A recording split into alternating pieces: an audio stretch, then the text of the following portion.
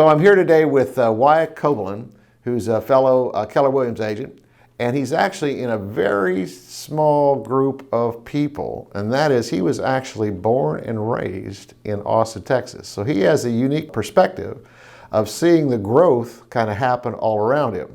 So Wyatt, I appreciate you stopping by today. And one thing that you had kind of talked about was the downtown area, probably one of the most striking, because I've actually seen those pictures of kind of like around the '05 time until now.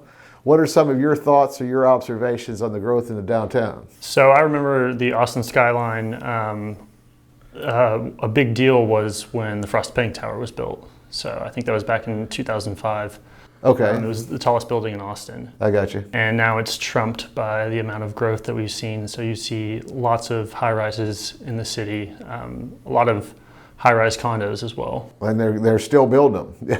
Yeah. Yeah. So, as well, over in the downtown area, I remember P. Terry's when it first came out. And there was only one location in Barton Springs Road. And that has exploded, like a lot of other Austin local businesses. Lots of grown across the whole Austin area. So you say they actually started in Barton Springs Road. Barton Springs. So did you grow up in that area of town? Just kind of get the geographics. So I grew up in Westlake. Westlake, okay. Yeah, went to Westlake High School. So which has actually seen a dramatic growth over there as well. I mean Oh, absolutely. Yeah.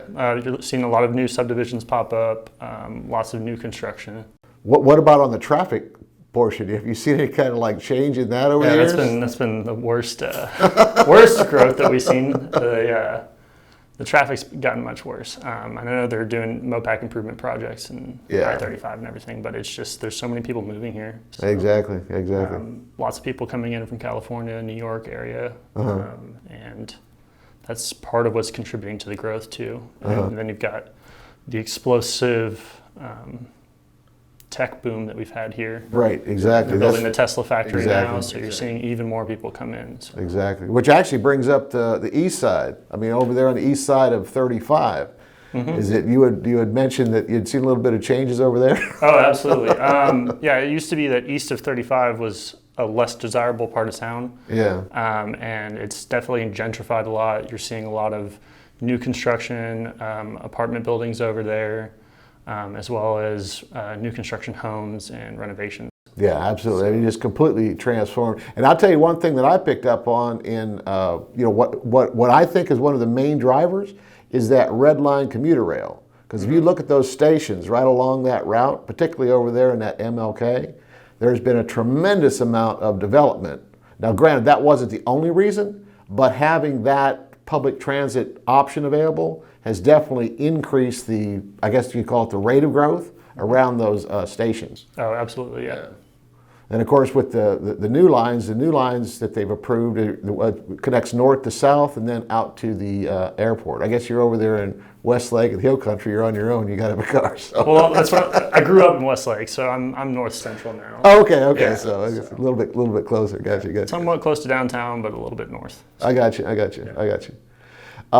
Anyway, so like I said, I thought it'd be interesting to kind of talk in terms of someone who's actually seen it, happen. You may not even have been aware of it happening as it was, right? I mean, could you? It was like so incremental over time that you recognize that stuff's happening and there's some growth, but eventually it's just you look back and you're like, whoa.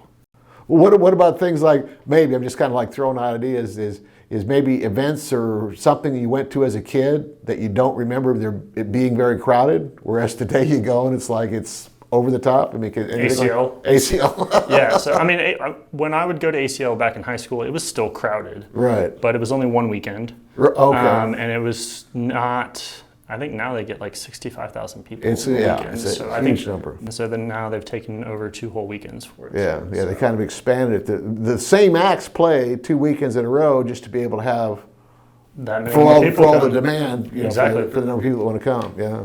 What about South by Southwest? Did you get any visibility to that kind of growing up? Because I know that's really blossomed as well. Yeah, it has. I think they added in the interactive is what they call it. So the film and art as well on top of the music. I haven't participated in South by very much. I've gone to some concerts here and there. Gotcha. But Yeah, I haven't participated in it to the level that I did with ACL. I got you.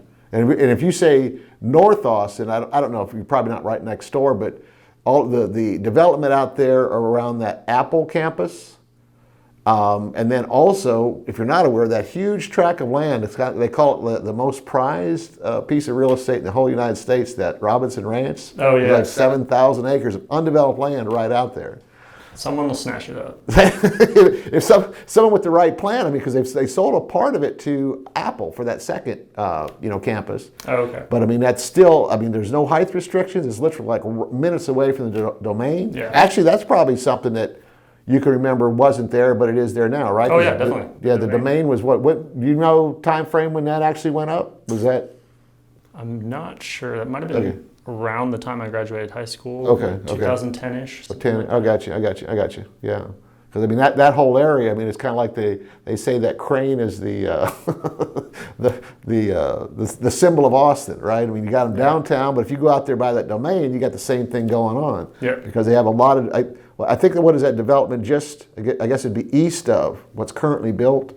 They're developed. I mean, you see all kinds of tech companies' names. Their names go on the building, and of course, unless you're Google downtown, they probably don't have the whole building. Yeah, exactly. So, but yeah, that's pretty good. So, anyway, so anything else come to mind as you're thinking about that, or? Well, we now have a major sports team in Austin. That's right. Yeah, that FC over there. Actually, you're in that same area. Mm-hmm. I got caught in the traffic over there. It's like people. I'm not sure where they park, but it's almost like this migration. I didn't know where they were all going until I figured out they were crossing the streets to go over to that soccer match. Yeah. So, and I mean, I live north central, off of 2222, and people catch the bus at that bus route. And they're wearing all their FC gear. Really? Yeah, so they're going to the games. So they don't even have to worry about parking. Yeah. I got you. Sorry. You know they've got a pretty solid fan base even for being so new. I got you. Yeah. Well, of course, you've always got UT. I mean, they haven't been that good recently, but they still got a very active fan base. They've been pretty disappointing this season. So I think we'd be hard pressed to get a bowl game at this point. So. Oh, yeah. Well, I think they've officially kind of made themselves ineligible with the last loss. Yeah, but it's a program that's had some success in the past, and certainly the hope is they've been talking about now for the longest. About the time Austin started to grow, the UT football game began, or the UT football team began to kind of not live up to their historical standards. So maybe we'll see like a reversal of something. I mean, I think with Mac Brown leaving, it's just tough role to fill. It's been just like a revolving door. I mean, they only get like three years to kind of prove it or go, so. Yeah, I mean, we had that one season where we beat Georgia in the Sugar Bowl, so that was probably the best season we've had since Mac Brown left. Right. And then he gets that was Herman, I think. He got replaced like a year later. So yeah. Anyway, lots of So I know that's a big focus downtown. And of course, we don't necessarily want to get in, they're talking in terms of like all the stuff we can promote, because there's plenty of things to do in Austin. And I'd like I said, I just kind of thought this would be interesting from a local's kind of perspective of the growth. And just out of curiosity, I know you sell real estate, and I know you don't want to necessarily kind of like offend anyone, but seeing all of this growth, is there, I mean, from your perspective, your family, close relations, all that kind of stuff, any kind of feeling whatsoever about all the people coming? Because certainly they're bringing, their political backgrounds. I mean, the economic piece, I think, has actually been huge in driving this price growth. If somebody comes here and has equity from a house they sold somewhere else, they're able to spend more than somebody that may be from this area. Yeah. But things along that line, I mean, do you pick up on any of that vibe? I mean, I know Austin's kind of like known as kind of like welcoming and all that, but because of that, do you understand the question I'm asking? Yeah, and I mean, I see people post about it, like, don't California my Texas. Exactly. I think most of the time it's honestly a joke. Yeah, I think people in Austin are very welcoming. And I'm not going to shame someone for moving here for something like better schools or because the cost of living is lower.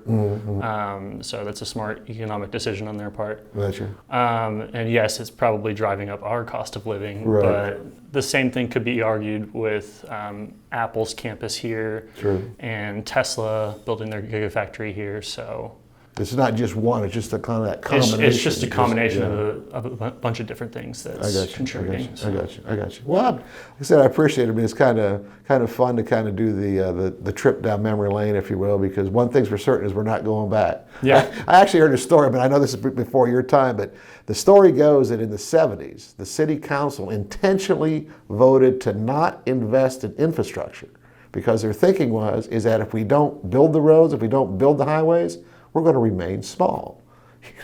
And then you fast forward 20, 30 years when you have the growth came anyway, you find yourself way behind in things like that 35. I still, to this day, I can't figure out who came up with the idea of the two levels, but I've since kind of figured out it had to do with budget, is that they couldn't acquire the land, so they kind of did that second level. But that is without a doubt a huge bottleneck if you're trying to kind of get through downtown in rush hour traffic. So. Oh yeah, absolutely. Yeah.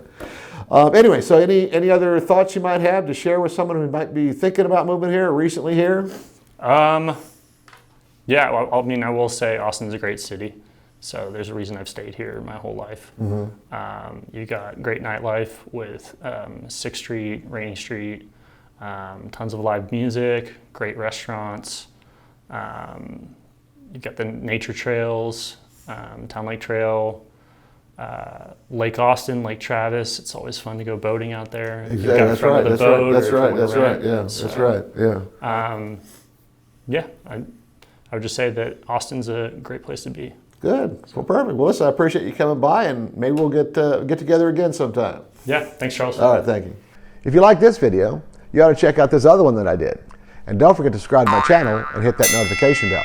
All of my contact information is in the video description.